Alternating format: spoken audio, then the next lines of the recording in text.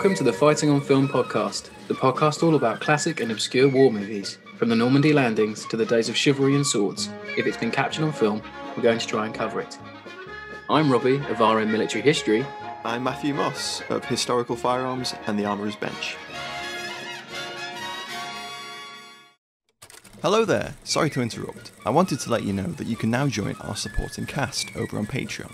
As thanks for your support, you'll be able to help us pick films, submit questions for guests, have first pick on brand new and exclusive merch, and much more. Thank you for your support. Now back to the show. Hello, welcome to Fighting on Film. Today we have a very special guest with us. It's none other than the legendary Dale Dye, founder of Warriors Inc., who's revolutionised the way that war movies are made. From Platoon to Saving Private Ryan, Dale has worked on some of the genre's biggest films, and we are delighted to have you with us. Dale, welcome to the show. Thank you, guys. It's a pleasure to be here. Oh, it's kind of you to say. So, Patreon questions. Would you want to start? Yeah, let's dive straight in.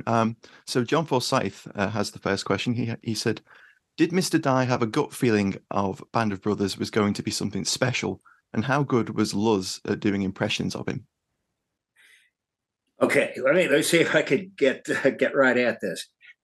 Look, I knew simply because I was familiar with the book, the original material, and when you're talking Spielberg and Hanks, you know that it's going to be a quality thing. I was fairly sure that we were going to do something special. How special it was going to be, I really got a feeling for once I began to train the troops and meet these young actors that were portraying actual characters.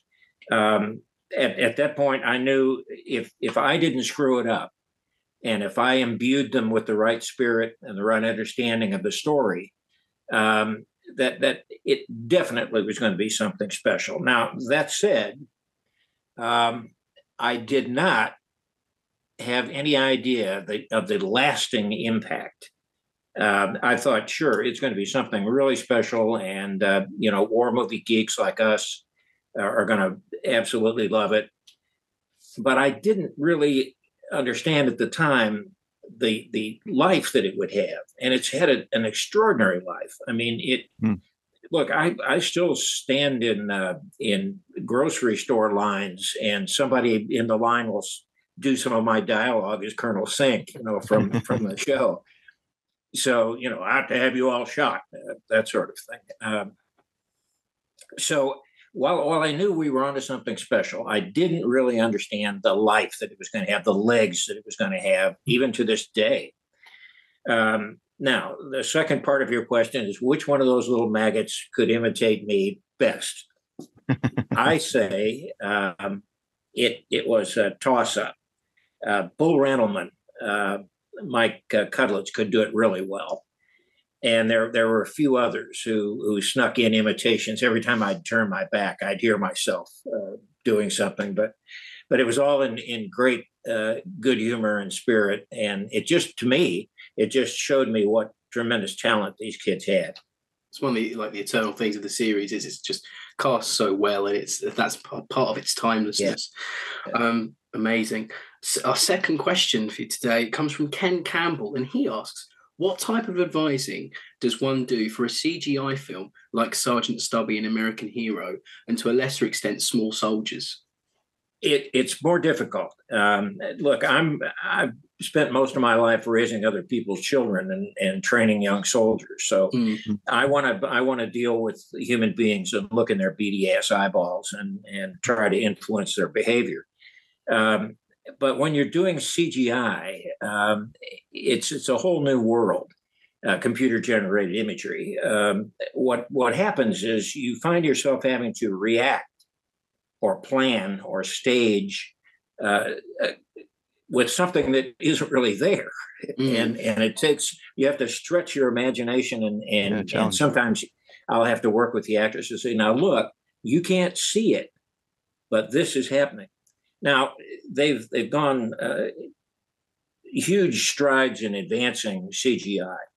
I just finished working over in UK last year for almost a year on one of the most extraordinary CGI events I've ever seen, and it's the the Masters of the Air, 8th Air Force, which is a follow-on to Band of Brothers and then the Pacific, and now Masters of the Air or Whirlwind or whatever it's going to be called. And that was just fraught with CGI. I mean, every time we turned around, we had to imagine something going on. So it's a bigger acting challenge, and in many cases, a bigger staging challenge, because you've always got to be aware that green screen or that rear screen projection or whatever it is in the picture. So it's a difficulty, but you learn to live with it. And the reason you learn to live with it is because of the extraordinary results that you get, the imagery that you get. I mean, we mentioned Masters of the Air there, and obviously you've had a long working partnership with Tom Hanks and the crew behind Saving Private Ryan and the Band of Brothers, and then onwards through Pacific and now Masters of the Air. Without giving any spoilers, on set, did you get the impression that it's going to be, another one of those seminal pieces of, filmmaking where it's like, wow, this is amazing storytelling, telling the story of these men? Did you get that impression? I hope so. I hope so. Look, it's always a crapshoot when you do these things, how the dice are going to roll and how audiences are going to accept it, and so on and so forth. Unlike Band of Brothers in the Pacific, which were an HBO production here in the States, this one is for Apple Plus. And that's a subscription streamer here in the States. And I don't know what that's going to do to the audience. I do know that it's full of real eye-popping stuff. I mean, I'm still under a non-disclosure agreement, so I can't tell you a great deal, but I can say that it's going to be an eye-popper if you're willing to find it. I think it's going to be everywhere, isn't it? So I know that everyone that listens to our show is highly anticipating it when it releases, and we've seen little bits in I think Apple trailers that came out earlier this year and gave us a little taste. Yeah. So we are excited for it. They're testing the waters, I know. But look, I can say this: it's probably the most expensive thing I've ever worked on. Wow! And it had some of the most amazing technology I've ever seen. And there were very few things that money didn't seem to be a big object. We built stuff and created stuff that, in my view, were just staggering what it was going to be. Now, that said, I've only seen bits and pieces, just as you have, and a lot depends on the cutting. I mean, we may have spent a lot of money on certain scenes up on the cutting room floor. I don't know, but I think I anticipate that it's going to be a big deal. Well, that's great. We look forward to seeing it. Yeah, can't wait. Yeah, I think we all are. Yeah. Moving on to a bit more of a general question now from Samuel Foster. He asks, out of all the actors that you've advised and worked with over the years, who did you think had the best soldiering skills? I've trained so many of them. I think, it's a hard question. There's probably got to be around 800 that we've trained over the years. I have to say that some of them were really terrific. Tom Berenger, who was great with us in Platoon, would have made a great platoon sergeant in real life. Damian Lewis absolutely understood an officer's role and leadership. He was terrific. There have been the Tom Hanks is just, he's every man, and he knows. He has that kind of technological mind, and he's interested in things, which I think shows in his performance and in his creation of characters on screen. Let me just say in general terms that I've probably seen more good ones than I've seen bad ones. Yeah. Do you think that's down to just actors being able, to be malleable? That's because that's their job. Like they're willing to learn rather than... and interested and understand beyond the imagery.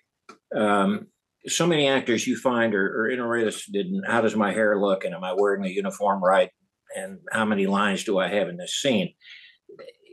the really good ones that I've trained think way beyond that. They're trying to understand what it is to lead, what it is to face fear in extremis and that sort of thing. And when they go to that depth, you're almost guaranteed to get great performances from them. Mm. Yeah. And I guess my job is to make sure they go to that depth. Yeah, very true. I think the next question leads in beautifully from that answer. It's from Andrew Caesar Gordon, and he says, what do you consider to be the most important elements of an actor's boot camp? Look, I think it's this. I think it is compelling and understanding that there is something more important in life than yourself. Understanding self-sacrifice and devotion to a larger mission and an image. If I had to write it large, I would say that's it, because that's foreign to so many young men today. It's all about me, me, me. Well, it's not when you're in the military. It's about the guy next to you and his reliance on you and your reliance on him. So getting to that point is a major issue. If I can get there with them, then everything else makes sense. This is another interesting question from Andrew, and he asks, what examples come to mind of where directors didn't take your advice about what was realistic to portray on screen? And why do you think that they decided not to follow that advice? Well, there have been a number of instances where I've suggested some things and directors absolutely just ignored it. And look, I'm a pretty expensive element to have on the set, so they tend to listen to me more than they don't listen to me. Yeah. And good directors are interested in telling a story from the basis of reality, so they want to start there. But I've seen enormous departures and things that just make me cringe, and I'm sitting there saying, I told you that why are you doing this? And the answer generally comes in I guess what you'd call dramatic license. Yeah. The director has the whole story in mind, not just details. And sometimes he'll think, well, I could do what Dale tells me, but in my view, that would carve out from the dramatic impact of the thing. Now, I find that not to be necessarily the case. Look, my position essentially is this, guys. In combat or in general military situations, the reality is often much, much more dramatic than anything a writer is going to dream up. And so if you just go there, you're in pretty good shape. I guess though, to answer specific questions, I have certain things that always bug me. And one of them is, how a man acts when he gets hit, whether it's by shrapnel or bullets and all that sort of thing. I've been hit a couple of times, and I kind of know the inside story on that. But there's a tendency to have the actors or the stuntmen that are working in a scene do this funky chicken dance when rounds hit them and all that stuff. And that's so far from the truth. The truth is that when you're hit lethally, generally you just collapse like a puppet. It's like a puppet and somebody cut the strings and down you go. And to me, that's much more dramatic than doing some kind of dance just to juice the impact of rounds on a human body. So that's one of the things that I often worry about. It's only a small thing, but it's huge in my view. I hope that answers the question. No, that's great. It does. I mean, would you say that is one of the things that made you want to get into the business and have a positive impact? I think so. Yeah. Look, one of the things that made me and listen, I was really ignorant about how movies are made and how advice is taken and given and so on and so forth. But I think the truth of the matter is that what I was seeing in military movies prior to my coming on the scene and making some kind of success with it, what I was seeing just pissed me off. I mean, it was ridiculous, some of this stuff. And I said, who the hell is isn't somebody talking to these people and making them try to understand, not to do these horrible gaffes that you see all the time. And so that prompted me. I said, well, look, it's true that when you're ignorant, you can do a lot of things that people tell you can't do. And certainly that was my case.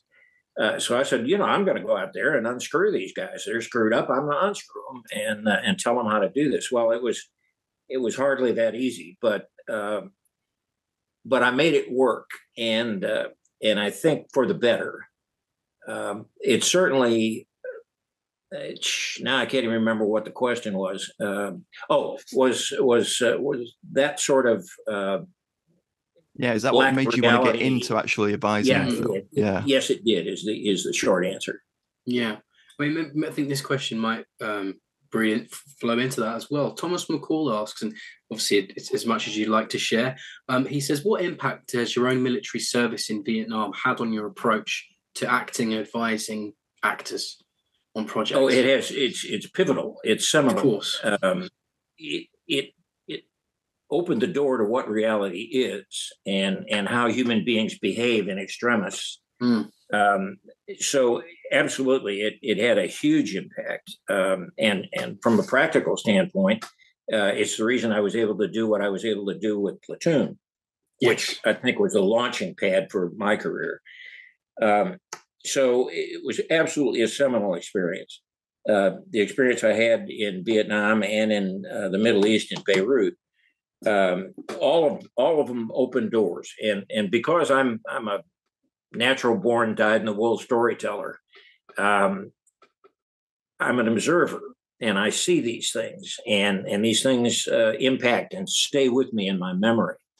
And there's a sensory memory that's involved, and it's not just observing scenes, although that's valuable, but it's understanding the emotions involved and understanding the senses involved, and how things smell as well as how they look, and how things sound as well as how they look. And I've always been a huge observer of that. I'm like a sponge about those things. I pick them up and I remember them. And that has all been part and parcel of what we've done with Warriors Incorporated in training actors and in staging military films. Yeah. So was that, I guess must have been quite liberating and useful to find Oliver Stone as a director for Platoon and having that shared experience. Do you think that it wouldn't have been the film it was, and if you hadn't have been able to have that shared experience? Yeah, absolutely. It wouldn't have been the film it was. But Oliver and I were simpatico. I mean, we were kindred spirits in that regard. We didn't agree on everything because his experience in Vietnam was somewhat different than mine, and so on. But generally, and especially in the detail stuff, which he couldn't remember, and I certainly could. So I would fill in those blanks, and we got to the point, I think, where we were doing sort of nonverbal communication. So I'd look at him, he'd look at me, and suddenly he'd say, "Yeah, I understand," and we'd go off and do this. And he was very happy with what I was able to do with the 33 actors that he gave me to train, and the 3 weeks that he gave me to take them into the jungles in the Philippines.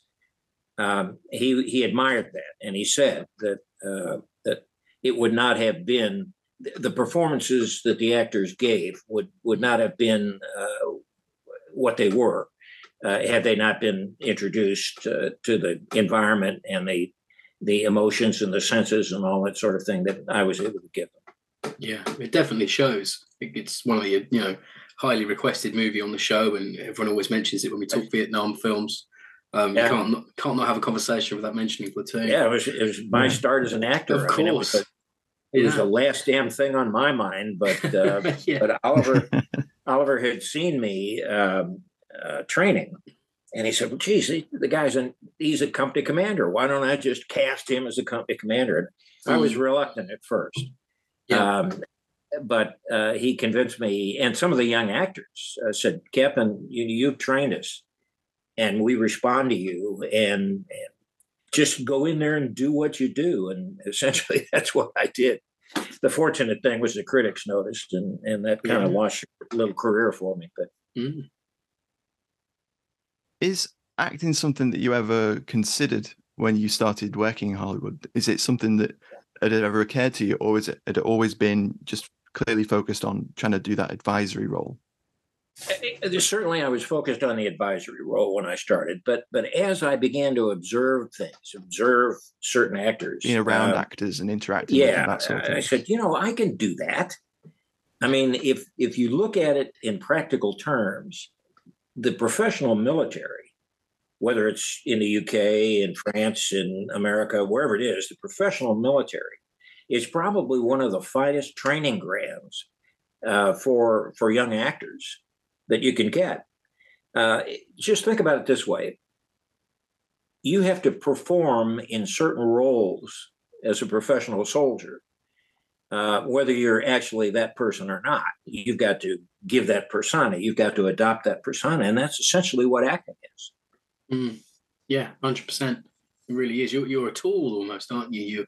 You're told to do something and you have to go and do it. You pick up a research paycheck it, study it, and decide what that should be. There you go. Yeah. I think one of the most interesting things with war movies before the 60s is you had all of those guys that had served, and their service informed how they acted in war movies within the war movie genre. So if they needed to be an airman, they could be an airman. If they needed to be a Marine, they had an idea of what was needed, how to present themselves, how to handle themselves. So I think what fundamentally changed is, as those actors became too old for roles and time went on, and a new generation of young actors that had never served and had no idea, the importance of what you came to do in the industry when you did compensated for that lack of experience, that military experience within like the cadre of actors. Yeah, and I think you're exactly 100%. When we think of the seminal war movies of our young lives, most of them were done by guys that had some military experience. They either fought in World War II or Korea, or at least served in the military because America had a draft. And so they brought that sort of insight with them. But we reached a period, I guess, probably during and after Vietnam, in which nobody had that experience. Nobody who was active and was eligible for lead roles in films and that sort of thing, young enough to play those roles, had any military experience whatsoever. And it became painfully obvious to me. I assumed going in that these guys would understand certain things. And of course, what they understood was the last bad war movie they saw. And so there was a tendency to emulate that. So it was a fight. Sometimes the fight was to get all of the preconceived crapola out of their minds and start over from square one. That was a bit of a fight in some cases, but you're exactly right. We hit a period where the leading men, if you will, or the really good character actors who played parts in military movies were just too old to be that young soldier again. So they became the colonel and the general who waves big hands on small maps and that sort of thing. And the young men who came up, the young leading men who came up to fulfill those roles had no experience whatsoever. So, yeah, I recognized that, and I knew that was something I would have to help fulfill some way. That's incredible. So next question is, have you ever, Brian Williams asks, have you ever had to tell a director that soldiers wouldn't behave in a certain way? I'm sure you have. Yes, practically every day, every scene, every hour. But the neat thing, so the direct answer to the question is yes, I've had to do that a lot. But the direct answer to your question is if I have been given the time to train a unit of young actors, they police themselves. A director will say, okay, we're going to do this. And he'd say, no, I wouldn't do that. I've been trained not to do that. And that sometimes leaves the director with kind of egg on his face. And I have to go in and settle that. But in general, if you train them right, they'll police themselves. They won't allow themselves to do stupid things. That's fascinating. Wow. Yeah. So well drilled that they'll just. Yeah, exactly. Yeah. Yeah. Wow. Wow. So next question, Paul Hicks asks, is there a period of history that you would like to build an immersive boot camp for that is far removed from any 20th century setting that you've done so far? Look, I've done some really interesting stuff. I did Alexander with Oliver Stone, which was, Yes. 20th century, or I mean, it was before the Common Era. Yeah, ancient. And ancient, yeah, ancient history. That was fun, but it's hard to research that stuff. I mean, you find yourself looking at Grecian urns and trying to figure out how that was.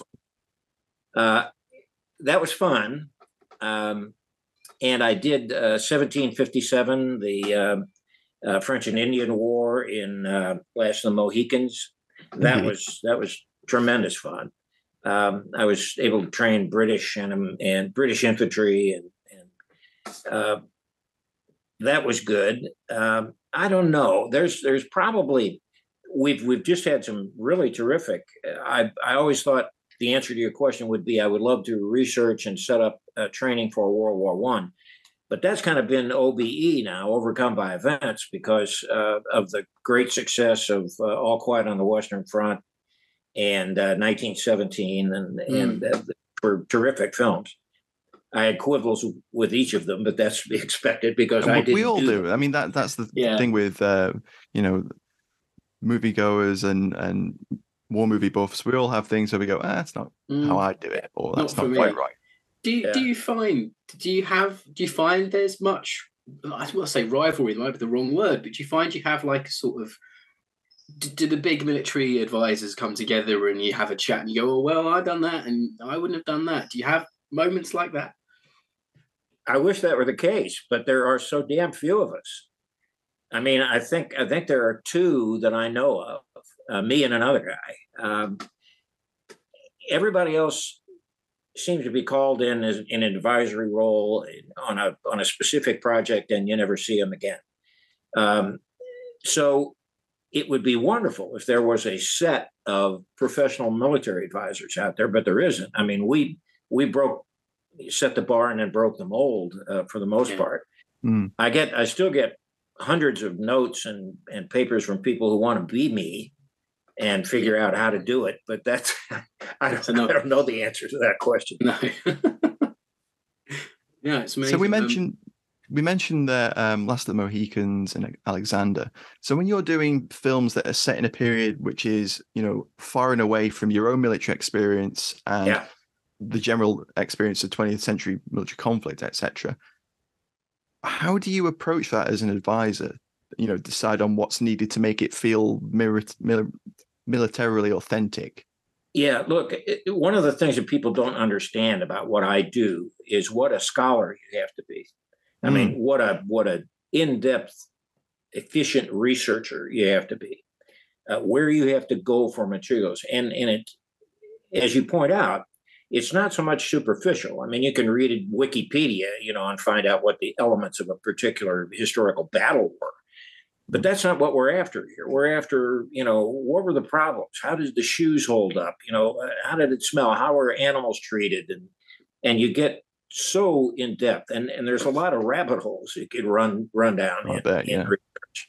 You have to, and I'm that guy. I love to run down those rabbit holes and find out these minutiae. But you have to be able to say, okay, that's useful, that's interesting, but not useful, and get on with it. I bet that's tricky sometimes. Yeah, it is. And what I find, the interesting part to me, was it used to be that you could get away with certain egregious errors before the age of the internet, if you will. Movie fans, especially war movie fans these days, you don't get that slack. They're coming right after you. We know on the show. I guess you do. Yeah. So I find myself being a little more careful. I don't say that's good enough. I go and do the research and find out what the specifics of that thing are. And as you point out, if you're dealing with ancient history, hell, I remember when we were doing the Last of the Mohicans, and I was fortunately able to get over into Lambeth Road into the Imperial War Museum and do some research, and found out, the 13 steps of loading and firing a brown vest. And those things are very specific, and I incorporated them in the training, and I think that was to the betterment. Yeah, absolutely. I mean, we often talk about this on the show. There's a balance between things are perfectly historically correct and things make a historically authentic movie. There's a balance there, and some things can be forgiven if the rest of the film works as a film and it also feels authentic. Yeah, look, it's the difference, and boy, you know it, and I know it. It's the difference between a documentary and a dramatic theatrical presentation. Exactly. You want it to be entertaining. Yeah, I mean, we're the only guys who probably watch those documentaries, but at any rate, they're out there. Yeah, and films are entertainment at the base level, aren't they? So there's this whole Venn diagram of what do you use, what do you not, and you're still trying to make it entertaining. And I think that's what makes a very good war movie. If you can hit all three, you're doing well. What you can't, I'll just say this and then no problem. Go on to another subject. What you can't do is cater to the geeks. I call them the stitch Nazis. These are the guys who worry about the color of the thread on a patch or a button or something like that. I really love them, and they're the guys who will pay money to see the film over and over and over and wear out the pause button on their remote. I know those guys, and I'm probably talking to a couple of them. But we've all got it in there somewhere. I think. Yeah, but you can't when you're doing the whole film, and you have to look at how the whole story is being told. There's sometimes you just have to say, hey, look, this is going to piss Wee Willie Winky off, but I got to go here. I got to do this, and off you go. So that's an observation. No, of course. It's we have a segment in the show where we dedicate like 20 minutes to talking about the kit, the uniforms, tactics, things like that. But then we're off that subject and we go into, scenes, our favorite scenes, and we actually, critique the movie as a movie, but we leave the stitch Naziing, the rivet counting in the section so we can have our gripes and then leave it, because you could just have a whole episode or a whole critique of a film could be based on a jacket, and it doesn't help anybody. It would be painful. Yeah. Yeah, exactly. Yeah, exactly.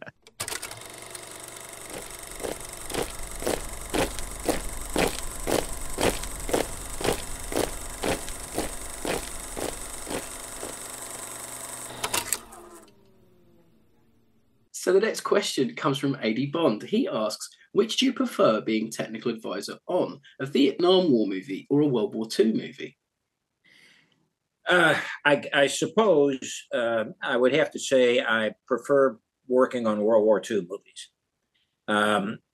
The literature is so rich and so in depth. So that's if I'm going to go someplace, I want to go there. But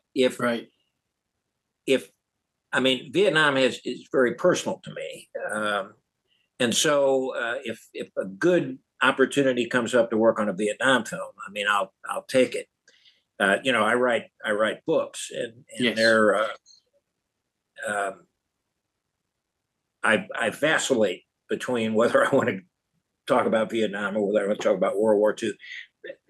For my generation of Americans, and I'm a little older than you guys are, but for my generation, they're both seminal events in world history. And so I'm kind of open to both of them, but I probably want to do World War II, and for a couple of reasons. The primary one is it's a simple story. You know who the bad guys are. The bad guys are Japanese bad guys, or German bad guys, Nazi bad guys, or fascisti Italian bad guys, and that's pretty well it. It's black and white. Everybody else is a good guy. So it's a little easier storytelling. Yeah, 100%. Vietnam can be quite muddled. Yeah, right. Definitely. Matt, next question. Yeah, one from me. I mean, we spoke about it a little bit earlier.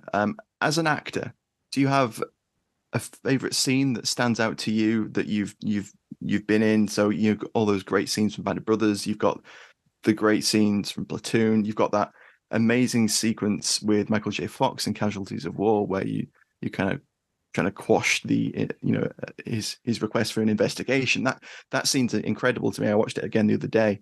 I mean, do any of those stand out to you? What was your favorite? It's hard to call a favorite, and that's because I haven't done that much. I mean, I've done a respectable amount of work as an actor on screen, but I'm probably the most typecast guy in Hollywood. I mean, let's bring me Dale Dye or somebody who acts like Dale Dye. You know, it's that sort of thing.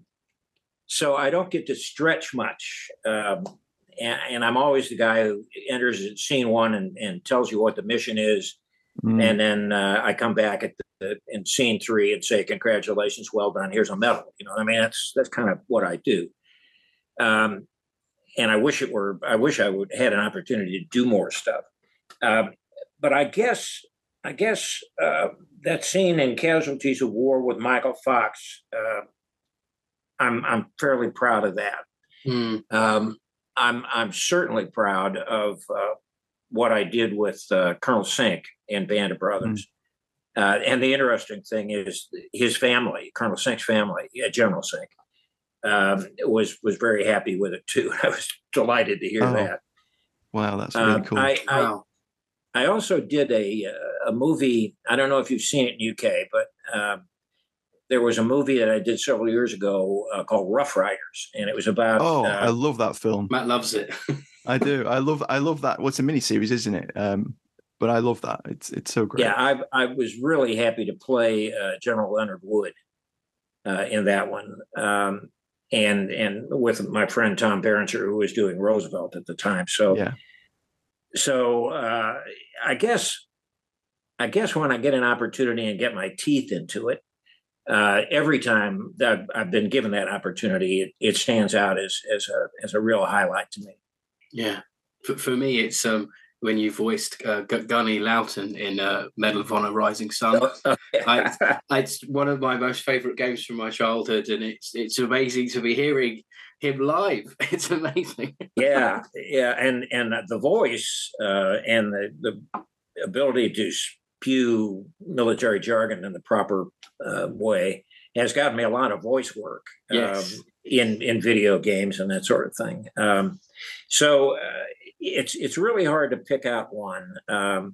They've all been of a type. With a few exceptions, I've done a couple of little comedies and that sort of thing, and I love to do comedy. But nobody thinks a guy like me could ever be funny or have a sense of humor. So that's out. But it's a shame. Their loss. Yeah, I think it's their loss. Yeah, I guess it's hard to answer your question directly. I've enjoyed everything I've done. I mean, obviously, you should, as you should. So the next question is going to be a bit of a mean one then. JVD asks, which of Dale's movie projects are you most proud of having been part of? Adult movie projects? Oh, sorry, no. Which of Dale's movie projects? Sorry, might be my mumbling my words there. Sorry. I think that might have been a connection issue there. We'll cut that. We'll cut that there. I'll go again. Which of your movie projects are you most proud of? If you can. It probably would go to Platoon because that launched my career. It gave me an opportunity to show what a good advisor can do and what a good advisor should be. But I'm also very proud of all of the miniseries. Band of Brothers is just superlative. We set the bar so I don't know if we can ever reach it again.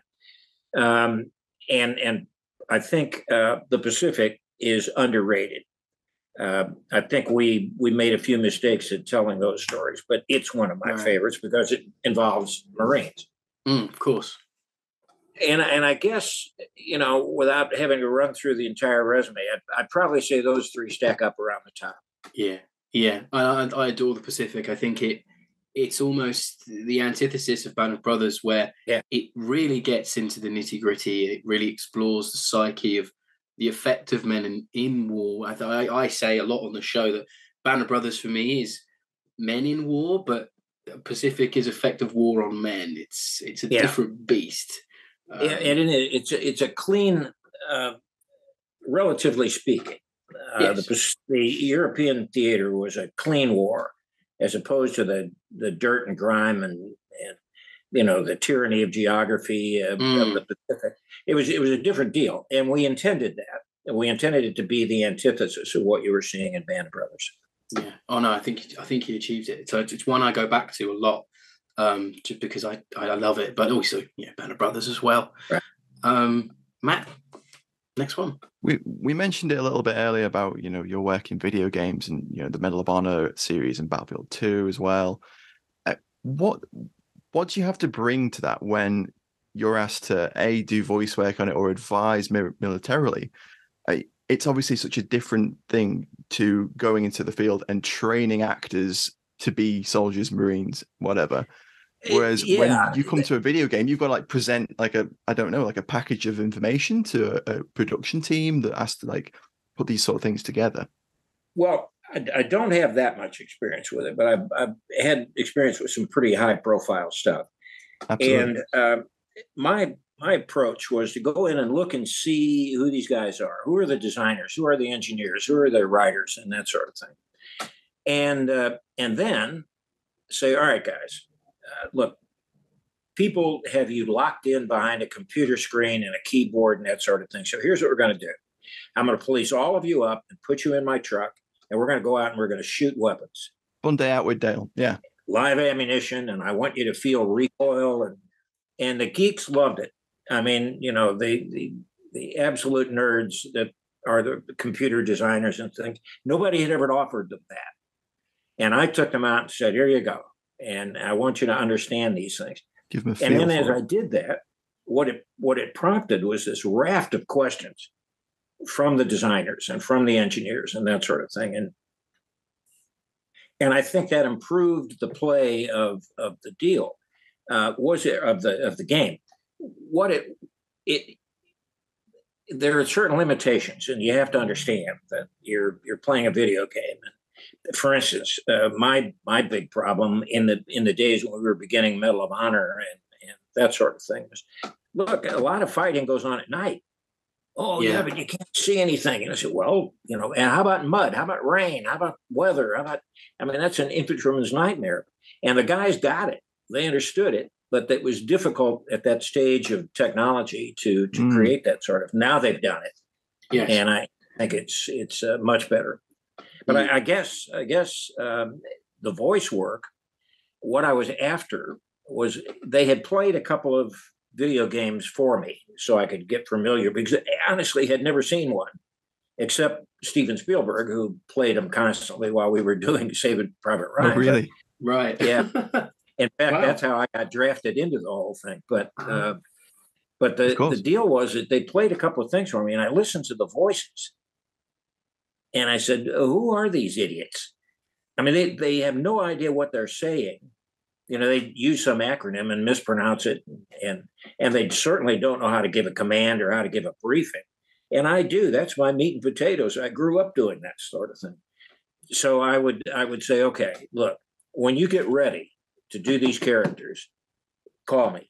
I'll come in and I'll be the voice and do it right. And I think I did, because from what I've heard, they stand head and shoulders above what I'd heard previously. They do. Those Medal of Honor games, they were unlike anything else when they arrived, because there'd been nothing like them before. So yeah. Definitely. It's like playing a movie, wasn't it? I remember. Yeah, it was. It was a real experience. It was immersive for the time, with the technology. Well, thank you. Oh, no, massively. Very formative game. A final Patreon question. It's from Peter Ladner, and he asks, if you had to put together a squad of actors to carry out a men on a mission task, like Saving Private Ryan, who would you choose, and what actor would you want as your second in command? Put you on the spot there. Yeah. I guess the answer is my second in command has been with me for 50 years, Mike Stokey. He and I were young corporals together in Vietnam, and I drafted him into my scheme of maneuver. So he would certainly be my executive officer because he's a Captain Die clone. He knows exactly what to do, and I don't have to issue orders, and he does it. Plus, the fact that when we get really busy, he runs his own team, and he can do a film independently while I'm working on another film. And what was it? Give me the context of the question again, so I make sure I answer it. So if you had to do like a squad of actors for a men on a mission type movie, who would you choose? Like what actors are your go-to actors? What actors? Okay. Look, I was really impressed with Tom Cruise when we were doing Born on the 4th of July. Mm-hmm. That guy's got heart. I mean, he doesn't settle for second best. So he'd probably be in the squad leader area. Okay. I think Tom Berenger would certainly be a fire team leader, if not the squad leader. I would take several of the guys from Band of Brothers, Bull Randleman, Michael Cudlitz, Bull Randleman, probably. I don't know if I could get him to do it, but I'd take Damien along with me. There's just a bunch of them. I was impressed with. I did a couple of movies with a young actor named Don Harvey. We did The Beast and Mission of the Shark, and he's good. It's really difficult to. I'd have to run down a cast list. Of course. There Fantasy football always is tricky, though. And yeah. That's a great little fire team that you've put together, though. I must admit. Those guys would be knockouts. I bet they would. But here's a question from me. So, what's the most challenging aspect of your job? Like, I know you know it. You've done it for many years now. But when you're on a set, what do you find the most challenging things? The older I get, the most challenging thing is keeping up and outrunning those little 18-year-old kid birds. Of course. I'm almost 80 now, and it's physically more demanding than I remember it ever seemed to me before. But I guess it is the relationship that I have with the director. Most of the time, it's hand in glove. I mean, he looks at me and says, "What do you think?" And you can't ask for a better, And if I say, "Look, we blew it. Let's take two," and off we go. So establishing that relationship with the director, and if they're smart, prior to that with the writers, to get this stuff right, so we don't waste time once we're filming, and that's a difficult thing. And then the business of being everybody's source of information. It can really pull you apart. I mean, the props guys want to know everything. The uniform guys want to know everything. The set dressers and designers want to know everything, and the armorer wants to know everything. And you're pulled a lot of ways, which is why I always try to bring my executive officer and one of my NCOs along with me.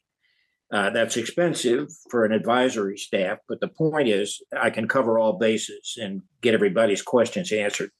So I guess establishing your position in the overall production. Sometimes you have to fight for that position because people are suspicious of you. Oh, this guy is trying to make his own movie, not my movie, and that's not the case at all. I'm just trying to guide you. So sometimes building credibility and credence when you're on the set, and understanding that you're not the guy who always says no. You're the guy who says no, but, and offer a better way of doing it that still accomplishes the dramatic task of the directors after. Those are the tough things. With some directors, especially ones you've worked with before, it's easier. It's old home week. The old boys club is back together. With some ones, new ones who are a little not so self-confident and who are worried about giving up any authority or any power to anybody else, then it gets tough. But the good news for me is that we have such a track record out there that people tend to say, okay, all right, if that's what he says, let's do it that way. So it's become easier as you get more experience and get more accolades on the resume. Of course. I guess we can't not ask you this. We ask every guest. Personally, what's one of your favorite war movies to watch? I bet you don't know this one. Ooh, Maybe okay. you do. All right. It's a little thing called Steel Helmet. Yeah. Oh, okay. Yeah. 1950. It was made in the 60s, but it's about Korea in the 1950s. And you talk about a tour de force for an actor. Gene Evans, who plays the sergeant in that thing, is absolutely for that movie genre, he's George Scott and Pat. I mean, it's just absolutely perfect. And he's such a curmudgeon, and I've known guys like that and been trained by guys like that. So that's one of my favorites. I saw it not long ago. It was a Memorial Day here in the States, and they show all of my movies all day, wall to wall. So I was able to see it again, and I just appreciate it. That film was made for $250,000 all in. Yeah, wow. And there are some some technical quibbles, but it was done by Sam Fuller, who was himself a combat veteran. So yeah, of course. Yeah, and it's one of my favorites. Yeah, that's great. So leading on from that, I guess, is there a movie from that era or from your film movie viewing past that you'd love to see remade if you could work on it as an advisor? What war movie would you remake? I would love to do the ones I really like. Don't need to be remade. Of course, of course. Yeah. Don't fix it if it ain't broke. Very true. I mean, I love The Bridges at Toko-Ri. I love The Bridge on the River Kwai. And those films were so terrific that I'd be aghast if somebody really wanted to try to remake that. How do you fix perfect? My wife often tells me is that the enemy of good is perfect. Right. So don't screw with it if it works. Yeah. I don't know how to answer the question. No, that's fine. No. That's fine. That's a great answer. I kind of tangentially on that. You obviously got your big break working on Platoon with Oliver Stone. What was it like getting the call from Ben Stiller about Tropic Thunder, which, if I'm right in some of the interviews that you've talked about and stuff he's talked about in the past, he kind of picked your brains around that production of the training and that sort of thing, and that really fueled the film. And I think Ben Stiller had my character, me personally, in mind when he was doing that, when he was writing that thing. But he was very gracious and very nice, and he said, "Look, it's a comedy," and I said, "Yeah, I get it. I've read what you've done. I love comedy, so I spoof it. Let's go." So he did. Yeah, he picked my brains about a bunch of things. And then I went down and worked with Nick Nolte, and he picked my brains about a bunch of other things. And I loved the film. Now, unfortunately, I was not able to be there personally. In my executive officer, Mike Stokey, went and did it. But they got the full Warriors treatment. Yeah. And when I saw it, I was just, I had worked with Robert Downey Jr. before. And I knew what a loon he could be, and he was. So it just tickled my comedy sense tremendously. I love the film, and I think Ben did a great job with it.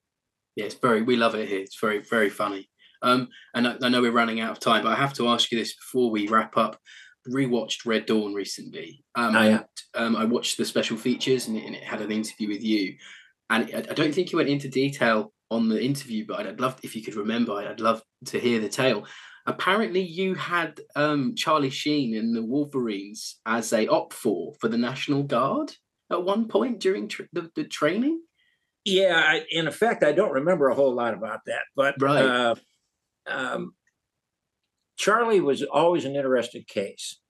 Um, you hit with him, you have to be sure he's telling you what, not telling you what you want to hear and Right. believing something else, because he's a good little actor and he can be a worm that way. You know, he'll say, "Oh yes, sir, I understand fully," and he doesn't.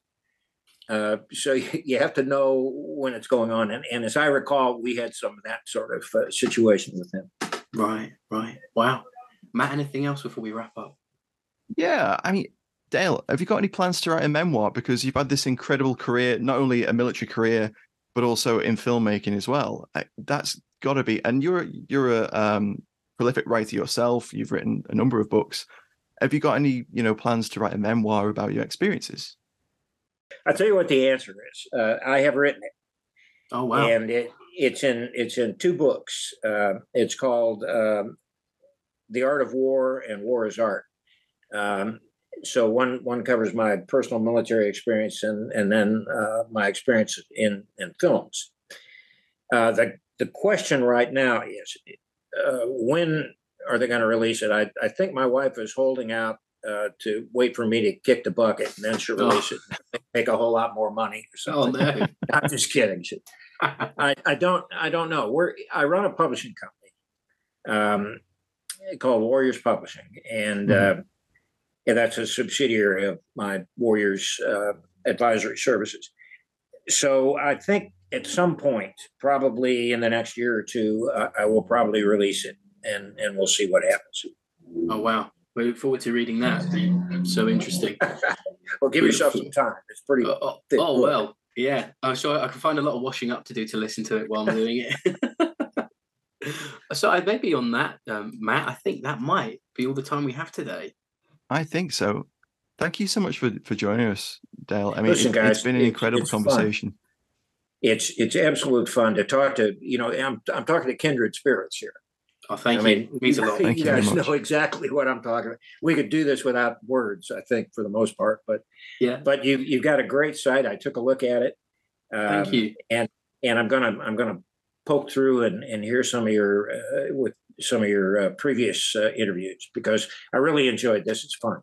Oh, thank you so much. And we just know that our listeners will love this. So another huge thank you to Dale Dye for joining us today. It's been a monumentous episode. It's been fascinating to hear tales from the sets of war movies for the last 40 odd years. And thank you again, Dale, for joining us. It's been a pleasure. Guys, my pleasure. Thanks very much. Thank you. Thanks so much. And don't forget, you can listen to the rest of the Fighting on Film back catalogue on our website, fightingonfilm.com. And we'll catch you next week for more war movie reviews. Bye-bye, everyone.